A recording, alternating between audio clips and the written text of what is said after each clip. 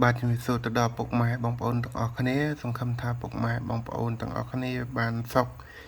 ថ្ងៃនេះដែរខ្ញុំចង់ចេញមកចែករំលែកតាក់ទងជាមួយនឹងព្រះកថាការពីក្របសម្រាប់ចែកជូនទៅដល់ពុកម៉ែបងប្អូនទាំងអស់គ្នាជាពិសេសបងកងតបក៏ដូចជាបងប្អូនទាំងអស់គ្នាដែលនៅតាមតំបន់ព្រំដែនចឹងគាថានេះយើងសូត្រថាឧមរាជសីមហារាជសីទៅបអញអញ្ជើញសម្ដេចក្រុងប៉ាលីព្រះពិស្ណុការប្រែកលាខ្លួន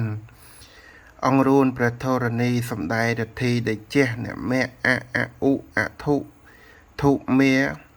អ្នកមោពធិយៈអ្នកមៈអឧអ្នកមៈអអិអ្នកមៈពតៈឧមិអមិអ្នកបិទមោបាំងអរហាងសោធិយៈបាទចឹងព្រះគេថានេះយើងសូត្រ7ចប់ដើម្បីការពារនៅក្រប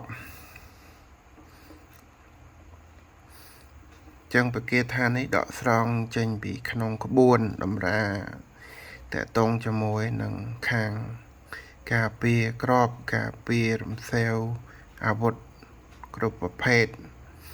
ចឹងពុកម៉ែបងប្អូនអាចយកទៅប្រើប្រាស់នៅក្នុងផ្លូវល្អជាពិសេសជួយដល់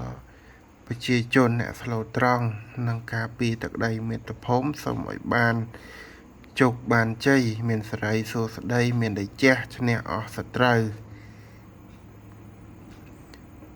សង្ឃឹមថាបងប្អូនទាំងអស់គ្នានឹងបានសេចក្តីសុខពីចៅខ្មាំងឆ្លៀនពៀនបាទចឹងសូមសូត្រម្ដងទៀតឧមរាជសីមហារាជសីទៅអញ្ជើញសម្ដេចក្រុងប៉ាលីព្រះពិស្ណុការប្រែកលាខ្លួនអង្គរួនព្រះធរណីសម្ដែងរទ្ធីដេជះអ្នកមៈអឧអធុធុមេអ្នកមោពធិយៈអ្នកមៈអឧអ្នកមៈអអិអ្នកមៈពតៈឧមិអមិអ្នកបិទមោបាំងអរហាងសោធិយៈបាទ